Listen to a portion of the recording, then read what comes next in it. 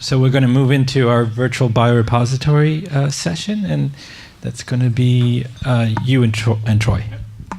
So Keith was very generous in leaving us with 3 minutes of our time slot. So both Troy and I will try to fit in. So anyway, I will be quite brief. So to make sure that we have some time for discussion, because a lot of questions were asked during the lunchtime, and I was unable to answer those. So I encourage the questioners to come up with the questions again during the panel discussion. So again, this is work in progress. So as I mentioned before, in order for us to have a centralized biorepository, virtual biorepository, we have a centralized single protocol, collection protocol. Right now, there are a lot of samples collected and stored at each institution. And in order to get these samples, you have to go to individual investigators and request those samples, including our European friends, as we heard earlier today. But in order for us to get some standardized way of collecting with data, with standardized data as well, this is one of the proposals that, and most of you heard my spiel before. So anyway, so the idea is always, okay.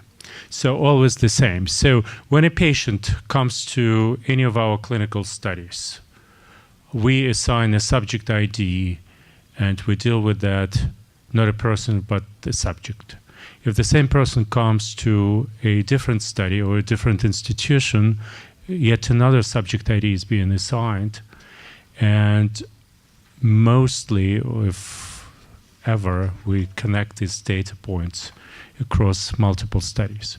So the idea is how to do this in a way where we can create this longitudinal view on a patient population across multiple studies and multiple venues.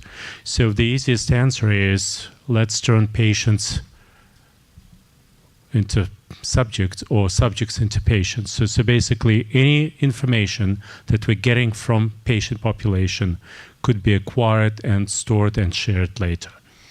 So you've seen this before. So basically and I will be talking, I discovered that I have a talk about Neurobank tomorrow, so we'll be talking about this. But basically we have a patient, and we have multiple sources of information. And I specifically saying not data, but information, because there are all kinds of information about the patient. So we're talking about electronic health records, so medical records, where clinicians, after patients visiting clinics, right, so enter certain information in. So we have clinical visits, and the distinction between is this. So health records never meant to be a storage of clinical data. They exist for two reasons: billing and liability. So there are some ways to enter some clinical information in, but there is no way to put in a structured way disease-specific forms and information. So that's why a lot of clinicians store the patient's data in Excel spreadsheets or on paper or in Access databases or red caps and so on and so forth. But there is no real way to share this data unless there is something centralized. So we have clinical studies, and we're discussing this as well. So how to get data from clinical studies, and you heard my story before when in ALS we approached pharmaceutical and biotech companies asking them to donate data from clinical studies. We merged this data together. So companies like Teva, Novartis, Sanofi, Regeneron, Biogen gave us their data. We cleaned the data, merged this data, harmonized, and put it up there for grabs. And there are about 11,000 ALS subject records, so the largest data set in the world. There are about 30 papers coming out of this. But also what's most important is that we developed this crowdsourcing effort where we announced some cash prize, and 1,100 solvers from 64 countries downloaded data and came up with some models. And emphasizing again and again, the most impressive to me was that none of the winners had anything to do with ALS nor with medicine. So this is pure crowdsourcing effort. And this is I'm kind of very passionate about. So we have to collect this data, anonymize for privacy reasons, but then put it up there, including biorepositories. So anyone who has any affinity with the disease, including pharmaceutical companies, biotechs, because they have yet another affinity with the disease if they feel they can solve it, and let them do this. So anyway, so we have patient-reported outcomes, and we talked about this. We have images, we have biobanks and biorepositories and tissues, and we have genetic data nowadays as well. So how can we move and collect all this together and link it? So we discussed this. This is good. So GUID stands for Global Unique Identifier. And it seems scary if you look at this, right? So we're asking a lot of information like, private information, right? So the thing is, we do not store any of this information. I can explain to you how this works. That's why we came with this interesting kind of blubber on the patient portal saying, don't be scared. Your good is safe with us, or information is safe with us because we don't store it at all. And the idea behind it is that you enter this information, the system, this website, independent website, puts this into 3 strings, encrypts those strings. So basically creates 3 gibberish strings, sends to the server. And server, not knowing what's inside, generates a random string. So you click generate, and it generates something like that. So there is no way to reverse engineer any of this information from this string. The same information is entered again, and the same gibberish is sent to the server, and the server says, wait a second, I already have these strings, and returns this good. If it doesn't, it generates this random string. So again, this technology was developed by the NIH. It was used for autism research, so about 70,000 patients are using this information for autism research.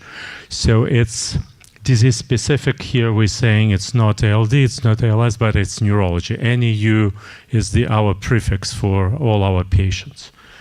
So we have multiple forms. We'll be talking about this tomorrow.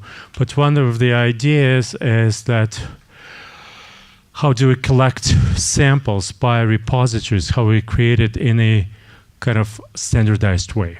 So first of all, what we discovered in other diseases, ALS including, is quality matters.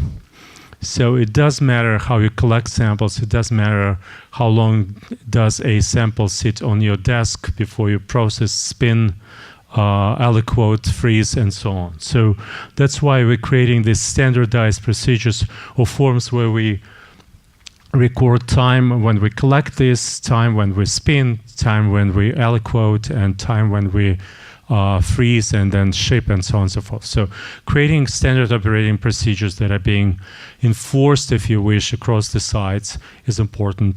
Having this is important as well because we were mentioning before that depending on what you're planning to do with these samples, certain samples are okay if they stay, overnight, certain samples, right? So you can still get some information from there. But if you want to do whole genome sequencing, you have to be, they have to be frozen quite fast. So we also created, and again, so this is an example from ALS, but I hope that very soon we can use this for ALD as well. So we created a standardized label. So the idea is that we have virtual biorepositories. So it's not centralized because investigators, as you know, and investigators in this room can confirm, they're reluctant of departing with their samples. This is something tangible. So, and we plan to leave those samples in their freezers.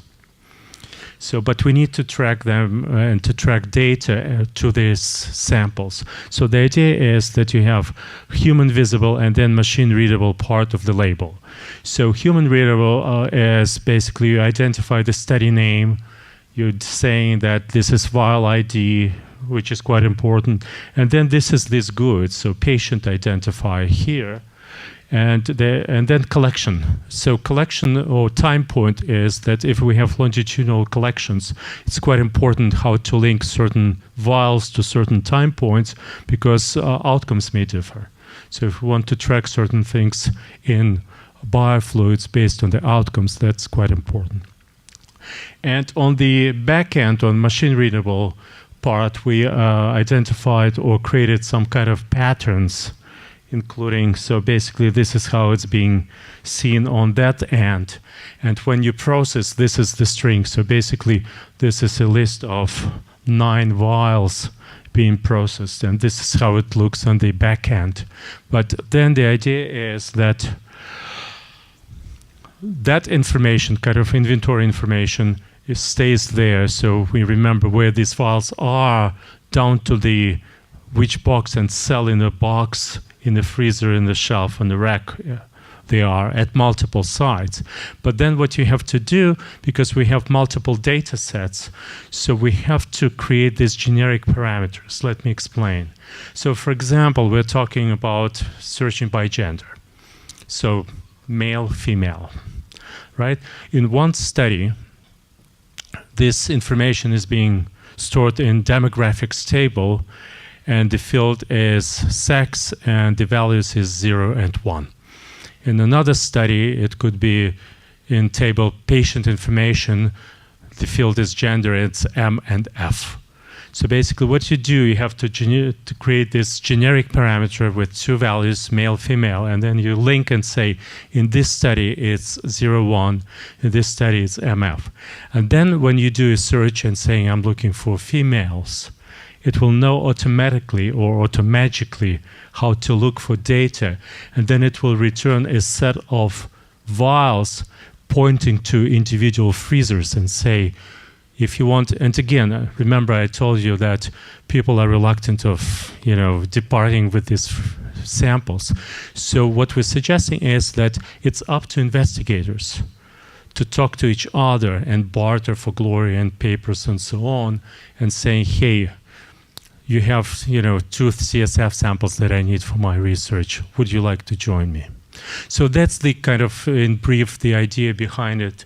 And this works in several diseases already, and we're willing to introduce. And I mentioned this to some people here, the advantage of having this cross-disease collaboration is nowadays probably heard about this ice bucket challenge in ALS. So basically, this system was developed out of that funding, and we can freely, if you wish, use it for LD and use this kind of shamelessly, if you wish, because we can. I'm done. Troy, you want to add something?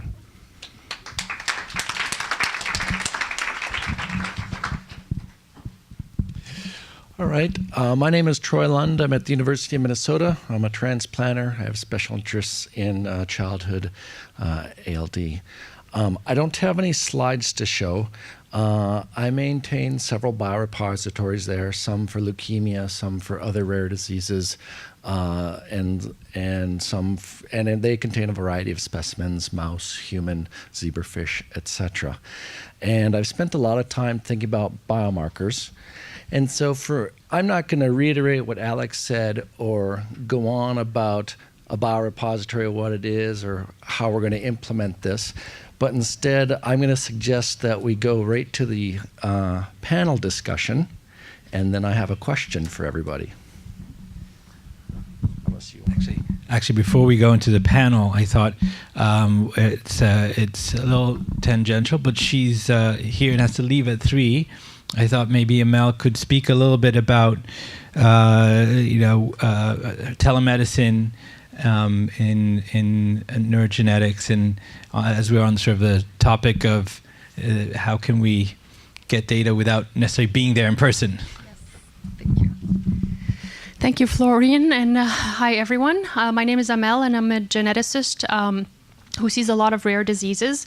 And for many years now, Mass General has been piloting this project to use virtual visits or telemedicine or teleneurology.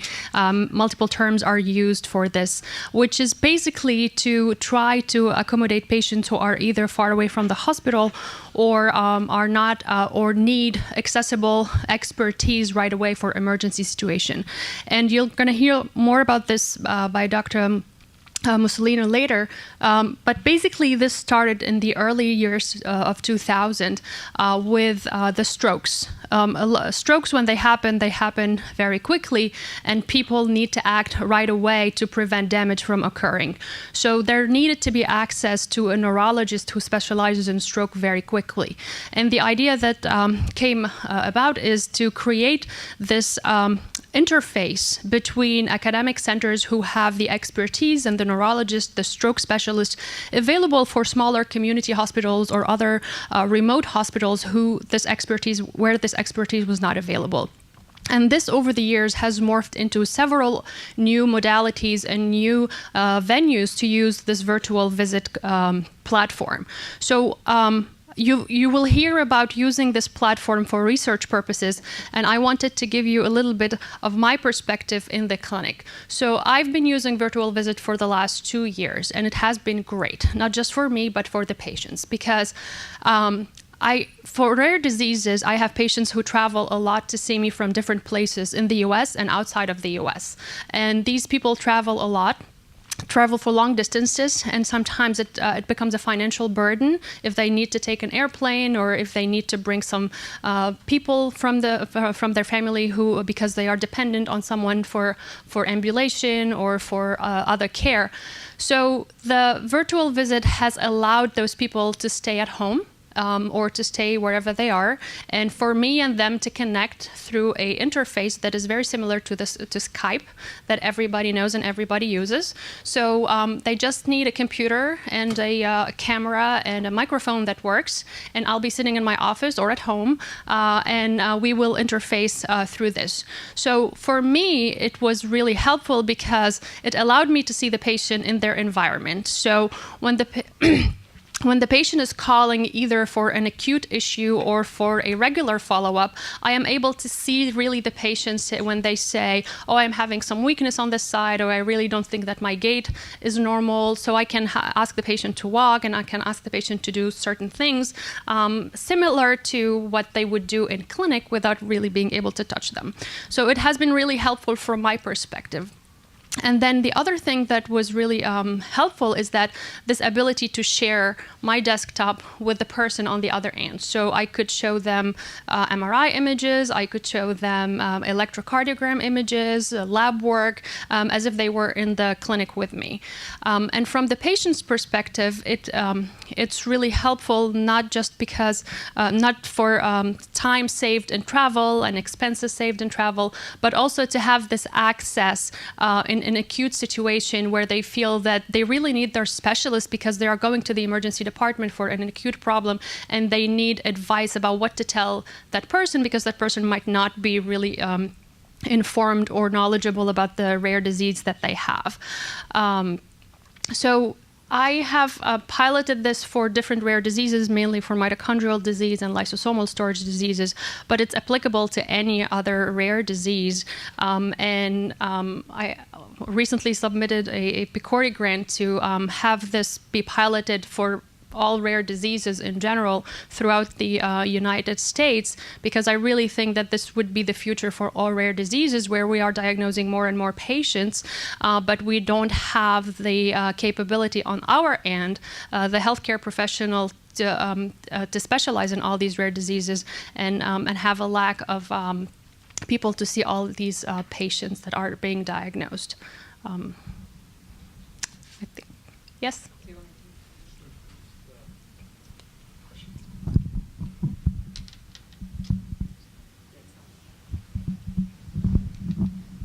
I think we've been very much trying to do the same thing, and basically unable to do it because there has not been any mechanism for reimbursement for the time spent.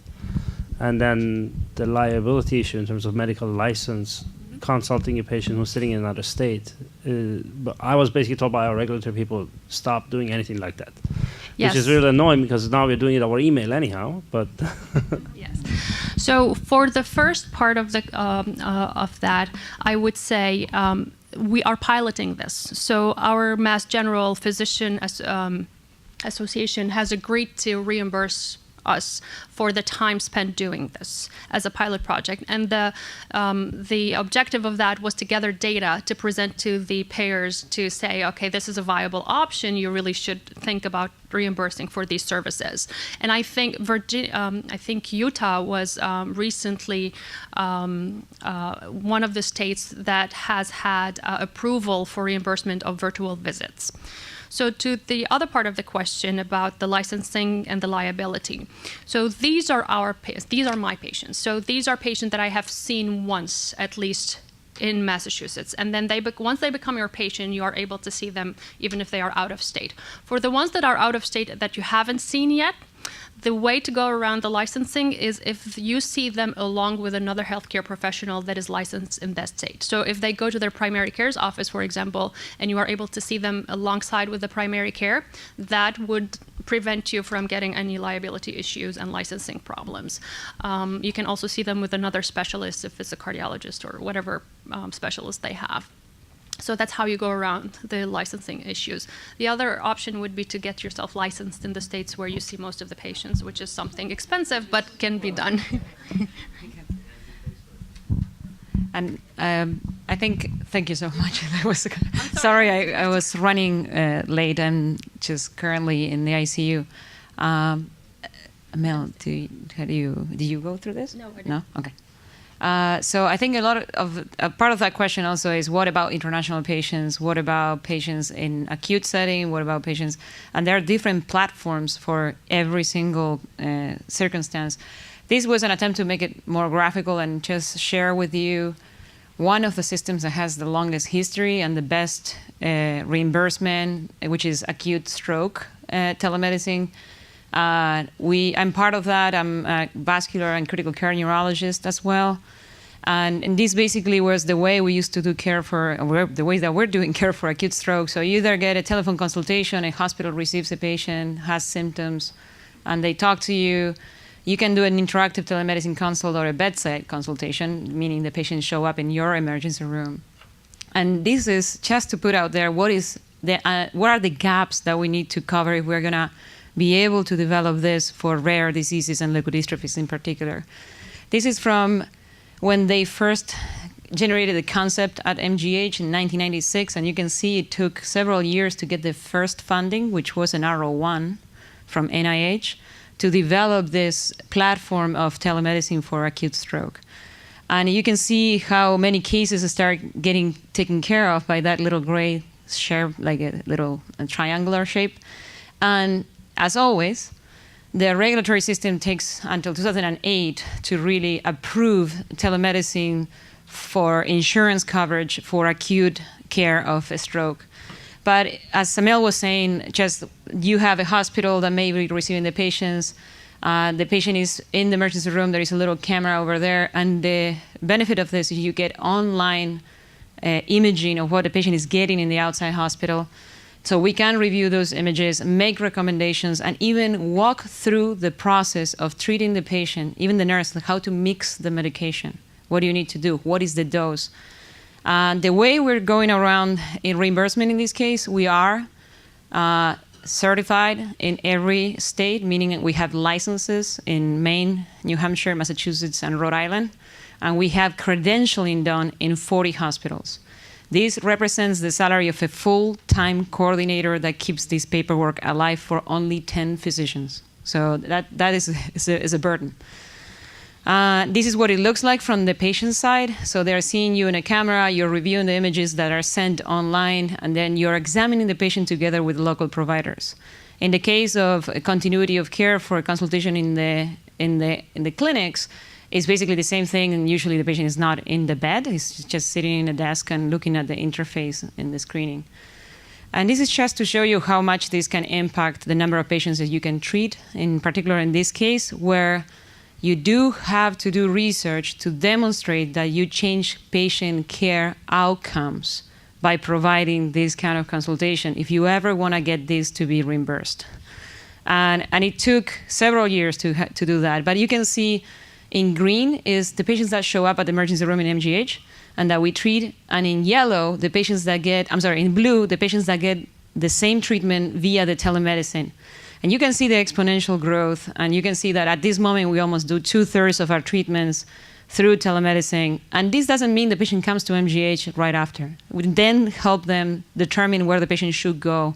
And if they're in Maine, we don't make them come to MGH. We send them to Portland, or we send them to the closest high-level care center or whatever they need. And they can stay sometimes where they are being treated, by the way. So this is the way we think about telemedicine. How can we use this for acute care, for continuity of care? And this is a clinical use. But I wanted to mention this program has now set up conferencing and education in a monthly base for these 40 hospitals. And we are affecting ED and neurology physicians with conferences about the disease and how do we deal with a stroke and all the other aspects of a stroke care that are not necessarily acute stroke. So education, and not only to the family, but also to physicians that don't have the expertise, the specialty expertise, can be done through telemedicine. And the way I've been using it for ALD is for research and to expand the participation in experimental therapies in this case, but also natural history or Access ALD Connect. This is another way we've been doing it. And just things that you can have through telemedicine. You can get the genetic reports and then talk to the patient and the family with the physician on the side and explain what it means and do genetic counseling literally through this media. You can review pathology because you can share basically any file that is electronic, you can share it. And everything can be imported to the website, and it can be secure with all the standards of HIPAA and Joint Commission, which is also important if we're going to do this in the United States. And then the other part is you generate an electronic medical record, which could be started from the other side. So the one that requests the consult, the people that, even if it's the patient requesting the consult, just fill out, and we are doing this in a different way now, which is I send a Word little Excel sheet. This is like, who's your physician? When was your MRI? Very long and fatty acids? And all those things before we sit on the conference. But the medical electronic record, this is the part of education. So we are teaching, for example, radiologists in Mexico, Colombia, and Argentina, and how to detect early lesion in ALD, which is not easy. Even when they know they're doing MRI to pick up on these lesions, these are not diagnosed or reported. We educate the families in what to look in their MRIs. We educate them about the treatments available. And we also can do genetic counseling this way. And then for research participation, this has been used as a screening tool for the ALD gene therapy trial, as you know. And these are the patients that have been screened, not all of them through video conferencing, but using that interface. So 87 patients, and you can see in the map, they're from all over the world. And again, for the liability part, because you're not signing consent when you're doing the pre-screening, you are providing expert consultation in a way. And that's considered clinical care.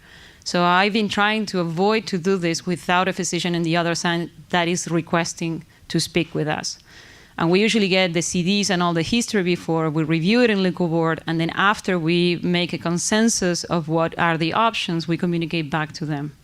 And we also, when they're not eligible because they have a normal MRI, we keep track on when is the next one that should happen and say, hey, by the way, have you had an MRI? Is it normal? Do we have good news, or do you want us to take a look at it? And usually we request the normal MRIs too because of the under-detection of early lesion as well. And so also the one thing that I didn't get the little Florian slide about Neurobank and Sherman is because this electronic medical record can interface with EHRs like Epic across the country or other medical records. And it can also interface with databases, whichever that is. In this case, we can start feeding data into Neurobank. We haven't worked yet on getting this interface done. And I just wanted to thank mainly you guys that have made this connection and the even passing on the voice that there is experts willing to sit with you in front of a camera and see your child or talk to your physicians. And I think I'm going to open it up for the questions that are left, if there is anything.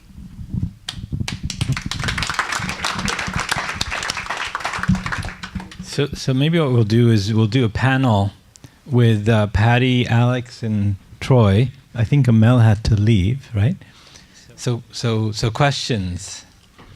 So I left my 2 minutes up there saying I was going to have a question for the audience. As you know, we have expertise in biomarkers here. Let's assume that I have all the technology I need where I'm at and can formulate any biomarker one wants: mass spec, metabolomics, proteomics from any bodily fluid. Let's include exercise. Let's include strength training. In the expertise that's in the audience, and I've thought about this a lot, but I've kind of thought about it within my own head on the research that I'm doing and the directions I'm going. But what do people want in a biomarker? What would be the perfect biomarker? And what are people's opinions on that? And this could come from patients. This could come from my colleagues. This could come from industry. What are you looking for?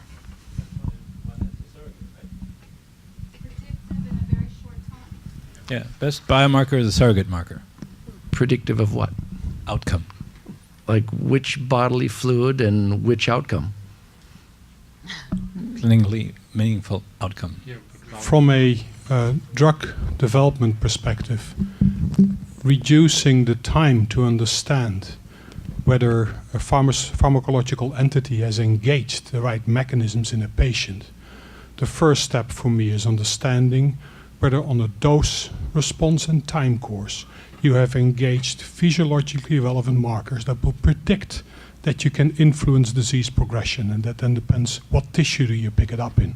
But a core component is without seeing anything change physiologically or clinically in the patient, have an understanding that you're on the right track, and your clinical trial, therefore, is no longer at an enormous risk for having the wrong dose, the wrong time, and the wrong patient population. So that's a starting point from a drug development perspective. So just to clarify, target engagement of the drug or the relevant tissue? So it is the drug engaging a predictive biochemical process.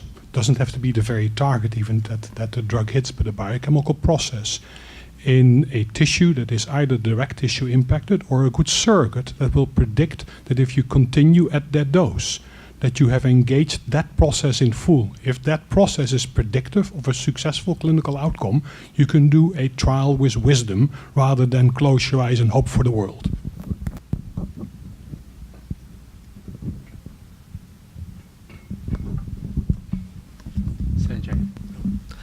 I mean, I think the perfect biomarker is clinical benefit. If you can include exercise and all those sorts of outcomes, some sort of rapidly changing clinical benefit is really what we want to see. But we'll be willing to settle for what you just mentioned and anything Such we modesty. can get. Fall before you walk, before you run. At times you're nascent, and we all. I would agree with all of the above, but would add that preferably it would be some biological sample that can be easily acquired and at multiple time points and measured sensitively and accurately. And I also have a question regarding Biorepository. We are doing a lot of biomarker analysis in our lab. And first thing that we do when we receive a biological sample, we aliquot it and freeze different aliquots to minimize number of freeze cycles. And I know that when you have a patient sample, that can limit number of experiments that you can run, but it will provide more relevant information because, for instance, glutamate ratio can change a lot depending on the sample history, number of freeze thaw cycles, storage conditions. So are you planning to track storage conditions? Are you planning to separate samples into aliquots and store them separately? The protocols we've developed thus far, for example, the Bluebird study, have been developed to do everything consistently and exactly the same for every lab in the world. That are sending, right now they're sending samples to us, and they are tracked and sent frozen. There's actually a lab manual that is specifically developed to instruct you on how fast to spin the specimen, how to aliquot it, and how to store it. And the other thing I would add is that anybody who does oxidative stress research knows that the temperature is also critical, because otherwise you start seeing oxygenation changes and radical formation. Thank you.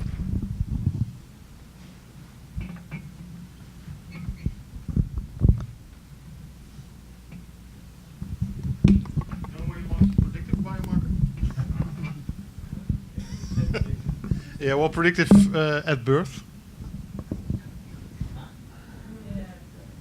Well, now we can detect newborns at birth, but for me, the next huge step is being able to divide this cohort in high-risk patients or boys for cerebral involvement and low risk for AMN.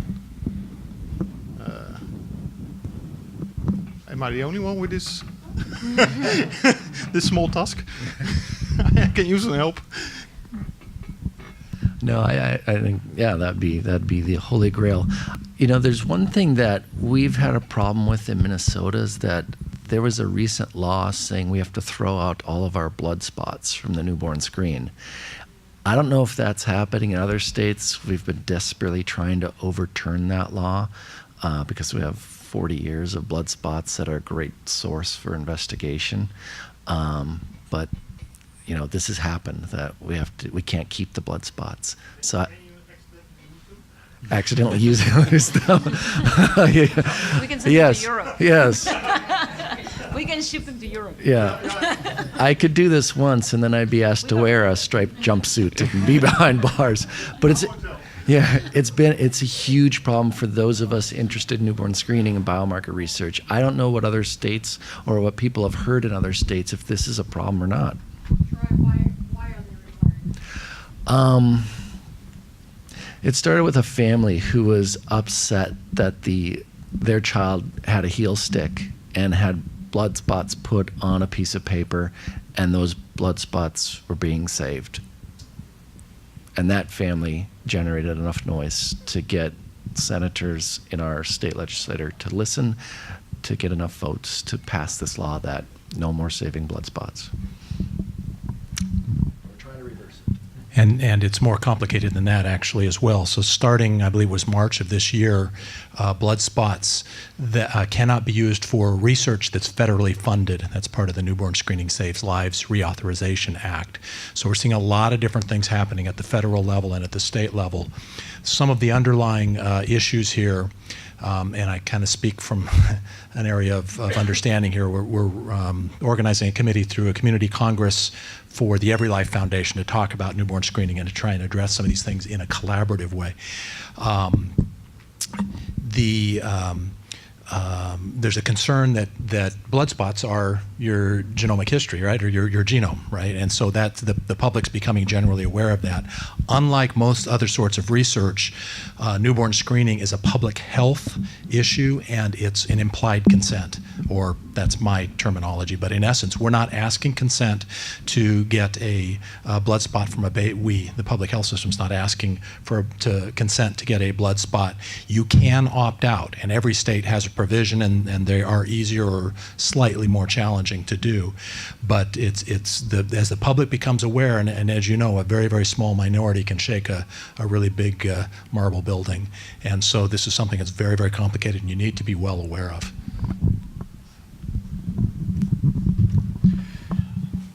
So now I'm worried that the dried blood spot's an endangered species. But the ideal, one of the ideal parts of the dried blood spot is that you can put it into an envelope, put a stamp on it, and put it in the mail. And so this, if there were we know the disease changes over time. If we had something that could be monitored with the dried blood spot and essentially sent from a location where a neurologist may not be present, this is something that could be generated at a visit with a primary care physician, and then sent to some location where that longitudinal data could be generated. Then that would be great information for those patients, especially who had been identified in the newborn screen. So that would be the ideal biomarker from. If we couldn't look at the genetic data and have a prediction at birth, then we could identify something changing over time that did not involve imaging.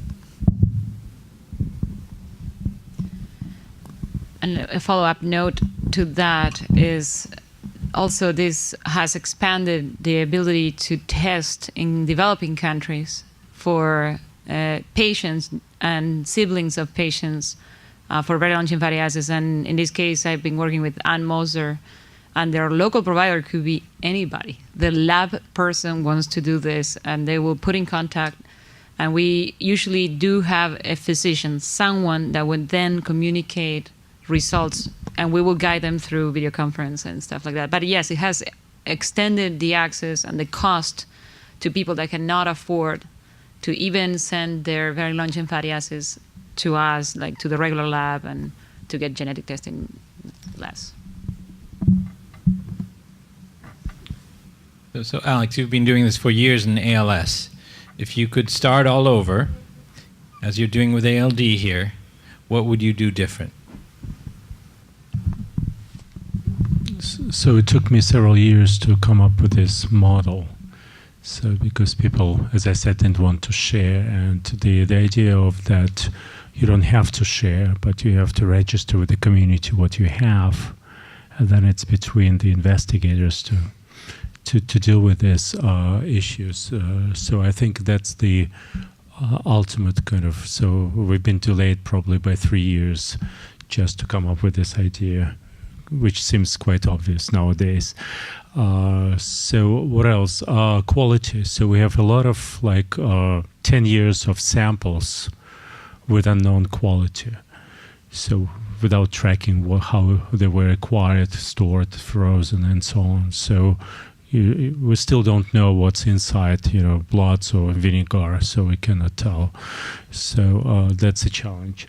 Especially there are valuable samples like longitudinal CSFs, for example, from the same patient, which is incredibly valuable, right? So if you're looking for outcomes and so on, or linking those to outcomes, but you don't know. So, and the most important, as I mentioned, or very important, so let's put it this way, is consent. So everything has to be consented to be shareable across diseases, because I believe I mentioned this before. Several years ago, I approached one of the Parkinson's foundations that have a huge biorepository of Parkinson's patients, and we're always looking for cross-disease controls. They ask them to share with us and vice versa, to barter, and they say, what's in your consent? In ours, it says Parkinson's disease research. So it's extremely important to a priori to come up with this, or think about these issues and come up with this kind of quite generic approach. And on the issue of consents, in the last couple of the weeks, the NIH is formulating its policies on what we can do with specimens, and especially when it comes to consent. Historically, we could consent for a specimen of plasma, and then 3 years later, if I wanted to do maybe not oxidative stress studies, but I wanted to do proteomic studies on that plasma, I could. Now, as of the last couple of weeks, that's not going to be allowed. You can only perform those experiments which you identify in your consent on all biospecimens going forward. So for those investigators who write consents, be sure you include every conceivable thing you might want to do, basically. So in our practice, we write the consent pretty broad, so we can do protein, DNA, RNA, microRNA, metabolomics, etc. on those samples. But if you don't really spell it out that way, the NIH is not going to allow you to go back and use these specimens anymore. And that's very recent, probably the last 2 weeks. They've really been looking at the ethical standards and changing them. So just thinking, how would you get around, I'm thinking from a patient's point of view, who might be quite happy for their tissue samples to be used for research for ALD, but you're saying, Alex, that you're going to ask people to consent for any disease. How would you, I suppose, persuade, for want of a better word, the patient that they should consent for all diseases and not just their specific disease?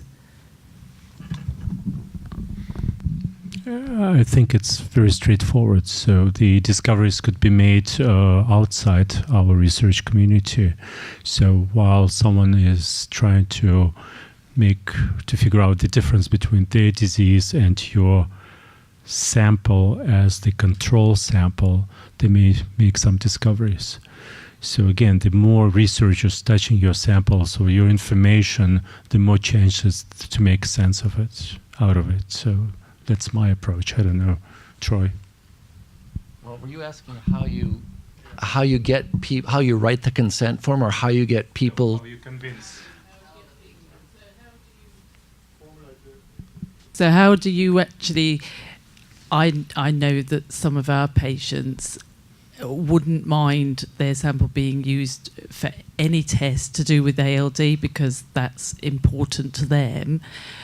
But if you, and I can completely see what you're saying, Alex, but I'm just thinking from a patient's point of view that perhaps they couldn't see how using their sample for someone who's got Alzheimer's, just for how that's going to help them. I'm just wondering how you can kind of convince the patients that it's a good thing. I mean, obviously it's a good thing. We know it's a good thing, but you will always come up against people who want theirs to revolutionise the treatment for their disease.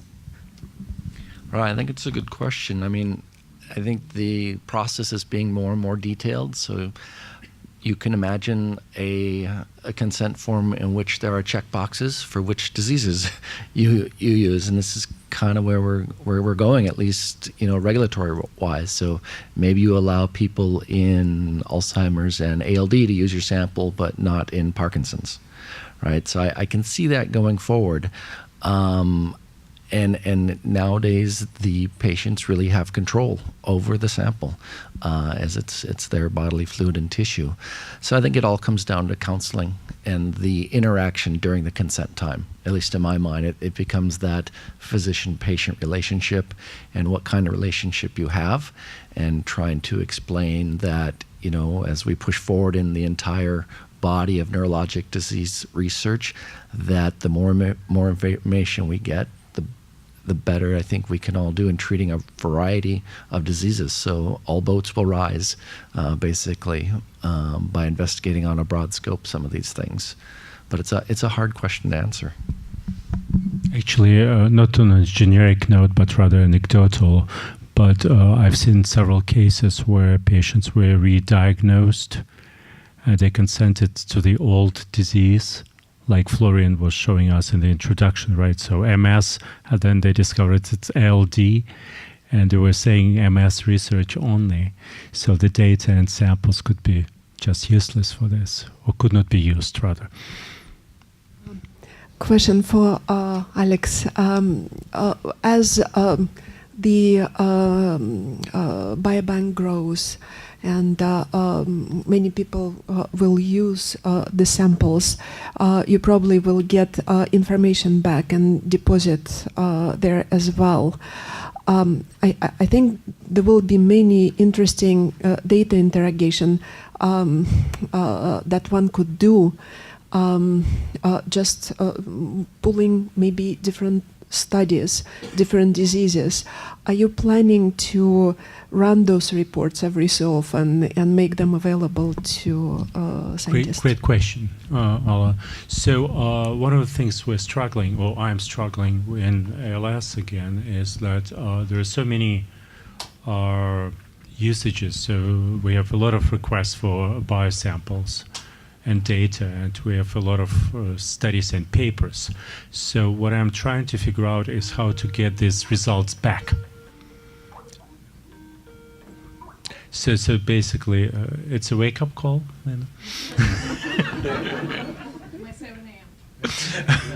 So I wonder, so say someone does metabolomics study, how to get the results back and be so it could be shared by others, especially if you publish, right? So if you do everything, that's a wonderful question. I'm open for suggestions. And what formats to use, for example? I don't know. So there currently is a legal obligation to share data if you're NIH funded. You have to have a section of your grant called data sharing plan. It has to be well thought out, and you have to deliver the data by law in some way, shape, or form. It's usually, if you're using large amounts of data, it goes online as an accessible database like mass spec data, something like that. But it's a legal obligation if you're funded. If you don't share the data, there are penalties and ramifications from the NIH. Patty, how do you deal with imaging data through teleneurology in terms of consenting and acquiring imaging? Can you de-identify the data? How does that happen? So for patients that we have a contract with either the facilities or the physicians, there is no de-identification, and the data is electronically uploaded to a database, and I just access the same database remotely, and we can scroll and do the same things that you can do in the scanner, basically. For patients internationally, the legislation is very out there. Each country has different restrictions on how to share data, but patients still own their data in every country in the world, which is great. And they can send you the CD, which is what most of the time we've been doing, and we ask them to register in Mass General just to get a medical record, and with no charge, no insurance information, no nothing, just date of birth, name, and age. And then we can upload it to the database at MGH. It does not get reported by anybody, so it's still confidential as anything that touches the hospital database. And then we can access it that way. And in the next few months, we will be having the ability to get the patients or any institution to directly upload to a virtual database that we can then access with permission from the patient.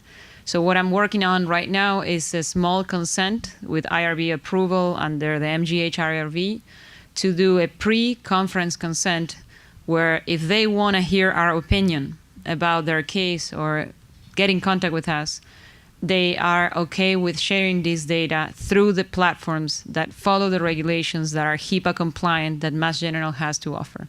That's the way it's developing, and I think it's going to get better. I have to say, I have a lot of patients that said, I share you a Dropbox. And I was like, okay. Like, I now have a Dropbox with a patient. It's absolutely non-secure. People can get Dropbox data. Dropbox stores the data. So there are patients that send me text message with pictures of their MRI. And that's owned by Apple, okay? Anything that goes through an iMessage is in Apple's database. You're signing the contract when you get your iPhone. And that's why we can share data information or patient information through that route. So it gets really complicated. And we still try to discourage people from doing this, but I think doing it with a formal, small consent and saying, the same way that ALD Connect patient portal, you go, you click, and you allow people you are consenting on sharing this data, the same way can be done with video conferencing. And I think there's a lot of legal subtleties that need to be settled. But could this data be used for research? Because you're consenting for consultation only, right? What I'm doing right now is almost always, we're not consenting for the video conference yet. This is going to be the next phase. For ALD, what we're doing is we have the screening, which is for research purposes at this point in time. And then they sign the consent, and then they get enrolled if they are candidates for the trial. But until that consent, they're not in a research environment. What I do with every single one of them is walk them through Patient Portal ALD Connect, so then they have the opportunity to share the data as patients. We can do much better now that we're going to have an electronic medical record platform where the physician or the patient can just fill the information we currently are doing in Word documents and Excel sheets to really feed into Neurobank, for example. And for that regard, the consent that we're working on has the checkbox of sharing data for research. And just as an FYI, Dropbox is not HIPAA compliant, nor is Apple, but Google Drive is HIPAA compliant. If your university is administered by Google, Google Drive follows the HIPAA policy. So I've now been using that because it's pretty easy to use and it's HIPAA compliant and it's all over their websites. So it's an alternative measure for people. I'm curious, have you asked, Patty, have you asked your patients how they like the system? Like, have you gotten feedback from them? So currently we're not doing many follow-up consultations for patients that come to see Dr. Eichler in the leukodystrophy clinic or Katie. We've been doing it for patients that don't have access to come to us. And in the US have been out-of-state consultations. And in the developing countries is literally you are kind of like the only light at the end of the tunnel. Because first of all, they tend to have, from different types of social and cultural education, a very difficult relationship with their physicians. Because it's a rare disease and because it has leukodystrophies for people that don't have access to like really high technology treatments or bone marrow transplantation, is kind of like a sentence of death, basically, if you have cerebral disease. And that's how physicians are trained, neurologists and pediatricians and endocrinologists.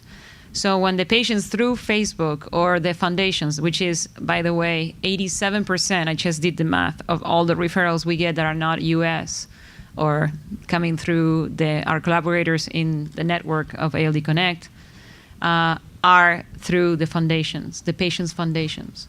They're connected. They know who has helped them answer the questions. So they're extremely first surprised in a way that you're talking to them directly, that you want to see their child. Like I always say, I want to, even if a kid is in a wheelchair, like I want to see them at least briefly, just to get to know who am I talking about. They're very appreciative, and they also are appreciative that we stay in contact. Like I keep emailing, they have our email directly, and those things. So the feedback has been great. In fact, some of these foundations, one in Colombia, LAES, and another one in Argentina, Lautaro Te Necesita, have organized their own family meetings to raise awareness about leukodystrophies and talk about our ALD Connect in their family meetings. And they've been very incredibly proactive on rerouting consults, literally, to us. We are mainly doing adrenal leukodystrophy. We have had a couple of undiagnosed leukodystrophies and MLD and Krabbe's. Does it make local neurologists crazy? It does upset them. I would say, like as a summary, they feel intruded, and that's why before I confirm with the family or the foundation that we're going to be talking, I said, I want the physician that you trust to be there with us, so they see the interaction we're trying to establish and this different type of relationship where the patient participates on the treatment, on what they want to do, on what are their difficulties. And I can tell you I have gotten from a geriatric doctor that wants to be in the conference call with her 3-year-old because it's in the middle of the mountains in the south of Argentina on the border with Chile. And in fact, this initially I started with a consult for the brother that was severely, so more advanced cerebral disease, and his younger sibling was able to be enrolled for a treatment. So through this remote place. And how did they find us? They found us through Facebook. They have the leukodystrophy webpage, and Spanish-speaking people are just connecting, and the Colombian Foundation told them about us. So that's how they got the routing. But yes, it's a difficult interaction, and neurologists in general try to cut the communication, but we have been successful in engaging at least regionally, one child neurologist almost in every place that we have patients that we continue to follow up or we have enrolled for any of the treatments.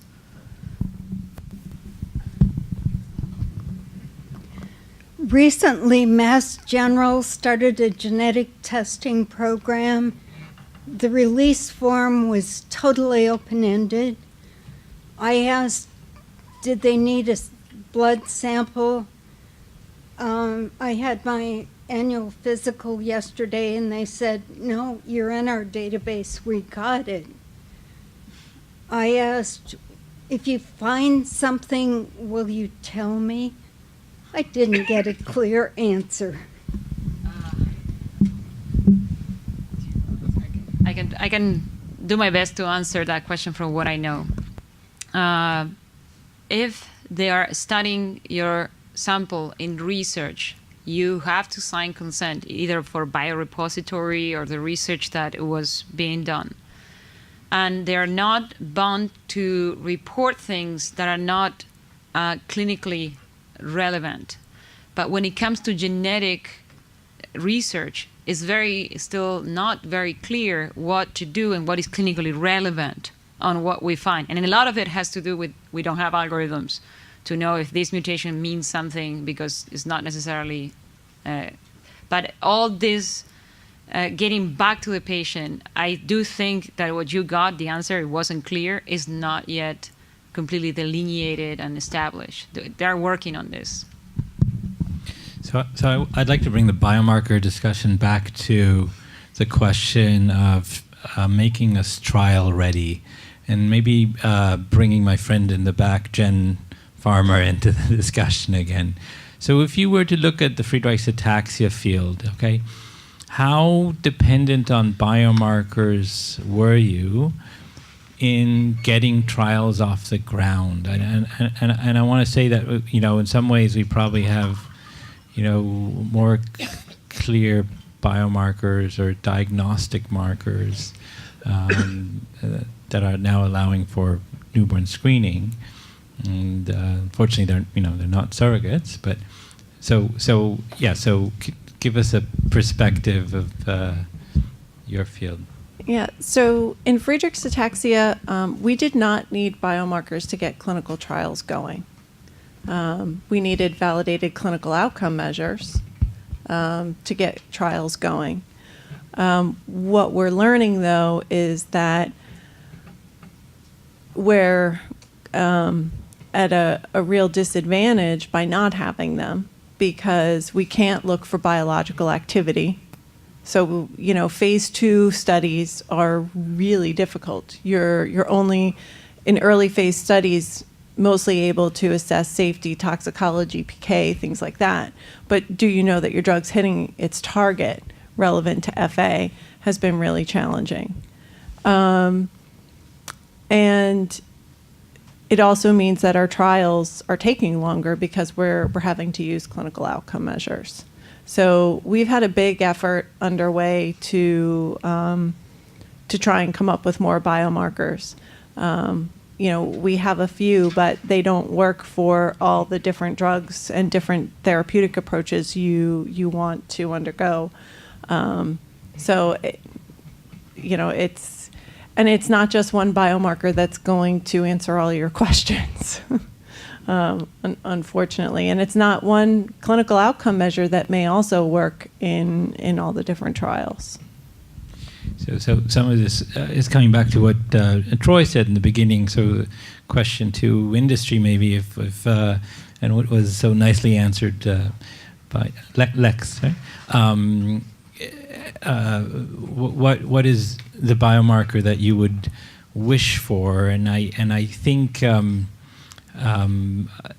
this may point to, again, the role of an industry advisory council that is not just advising on outcome measures, but also biomarkers in the context of vetting different targets and mechanistic thinking, right? So really sort of a deeper dig into the disease. And I think that's what we need. We need sort of that deeper dig into the disease, right?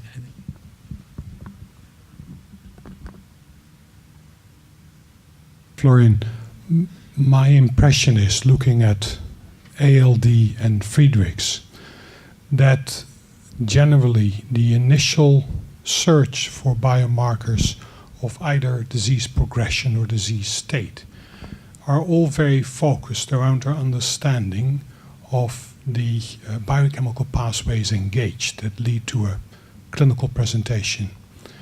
And I think they're very powerful and very important because they help understand, project, and thereby guide patients and adjust to how life may change, even if there is no therapy. And they will help us understand mechanism and targets as well, because you understand in more detail what the biochemical foundation is.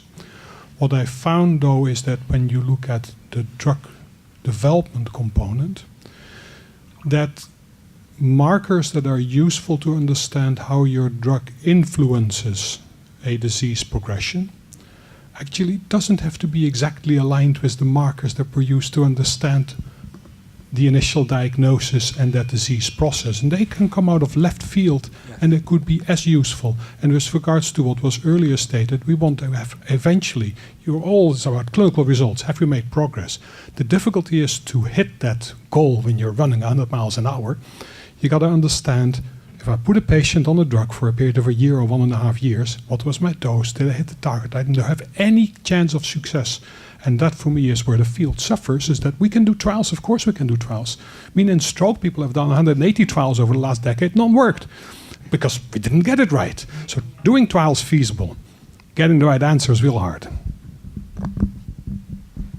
I love it. So true. So I think it just comes to the point that we want to be also a community of different speeds, okay? So I think we want to be getting trial ready and doing that on the one hand, but I would hate it if we lost this sort of slow thinking vetting of mechanistic things as well, which is a rich source of innovation, right? So.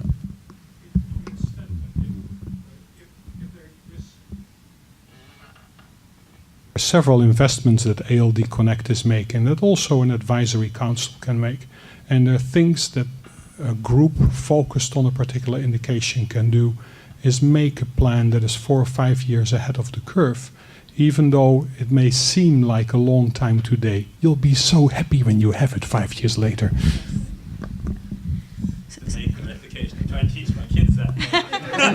Just one small comment about the stroke and what I think is the big difference with any of the monogenic rare diseases is we in stroke, and I do take the criticism because I hate the way trials are done in stroke.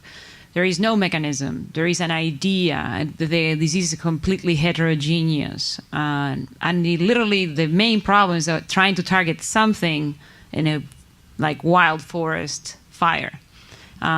Thinking that with that we're going to stop the fire. That's where I have more hope that, as you said, if you put in a timeline what are the different targets in a monogenic disease, we can make much more progress in targeting mechanistic biomarkers. And as you know, like it's been focused mainly on the metabolic pathway, the biochemical alteration, the Verdunchian fatty acids, in every cell type that we think could participate on this. And it's a beautiful research done over the last 40 years. Or maybe longer. I don't want to cut it short. But understanding what the gene and the gene interactions are, I think we're pretty much starting with that approach as well. And a really, really targeted mechanistic understanding of disease pathophysiology. So perhaps, to state the obvious, I mean, there's different questions that we need to answer. So the mechanistic biomarkers may be the ones that would be useful for an early signal to get people interested enough to do the longer studies to show the clinical outcome. So the mechanistic biomarkers may only be really deeply understood by the gurus in the field who understand the disease and understand why that biomarker is so meaningful. But then from a patient feeling better perspective, it may be meaningless, and from a registration endpoint may be meaningless. But sometimes those are the steps we need to then do the longer investment to do it worthwhile, to do a 2-3 year, maybe 4-year study. So, you know, Troy, to your question initially, what's the perfect biomarker? unfortunately, there isn't one magic bullet, so we've got to take all the different steps and have different markers and different things for different, to answer different questions. Does that make sense? In response to both comments, stroke, very heterogeneous, very hard to deal with. It's a firestorm ongoing, very different presentations, different anatomy. A monogenic disorder has the apparent simplicity of a single starting point in genetics, but it's still on a polygenic population, and hence the mechanistic markers can help you, perhaps not prospectively, but retrospectively interpret a very poor signal-to-noise window. If you can then look at that population within which you might have made more progress, which you then got to prove prospectively. But it's at least one pass through, because monogenic is simpler by all means, but it's still on a heterogeneous background. I mean, we're not clones. Totally agree.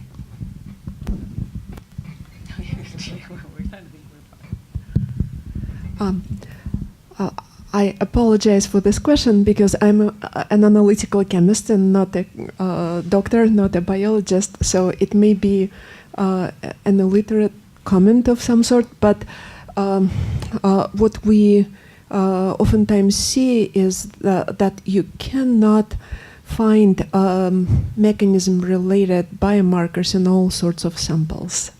So, and how many brain samples can you get from a patient? So in this sense, what we see is helping is induced pluripotent stem cells research that can generate relevant cell lines where we can look for biomarkers which are mechanism related that you can find in some neuronal cells, for instance.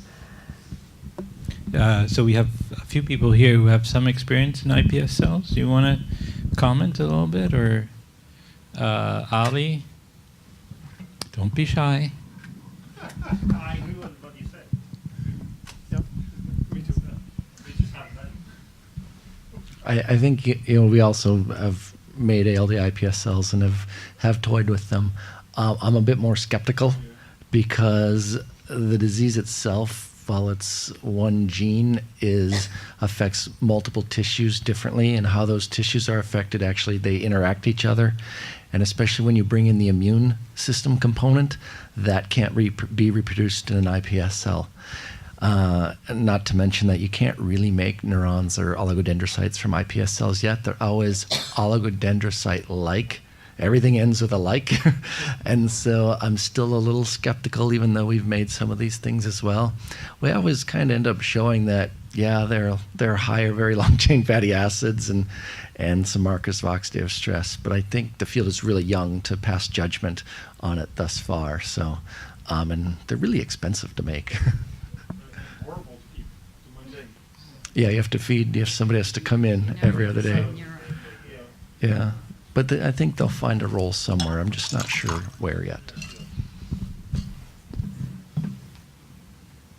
Good. Okay. So thanks, Alex. Thanks, Patty. Thanks, Troy.